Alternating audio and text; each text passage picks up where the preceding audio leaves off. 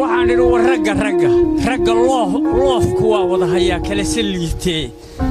nin waliba midba u laacaysa uu laabta ku hayaa anigana mid igu laaqan yaa lumay daraaddeed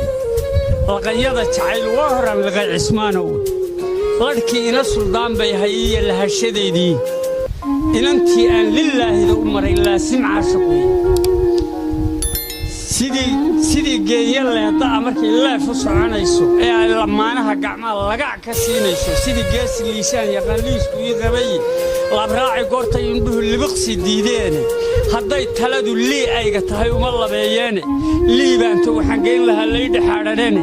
laamiha carab maaliya intaan labica hawdgeeyo oo laan masle iyo shaxdii dib ugu soo laabo laagaha tamuuxdale intaan yaro lugaysiiyo oo laan garuusaha u dhiga lebiga baashiisa liibaanta waxaan geyn lahaa laydhi xaadhanene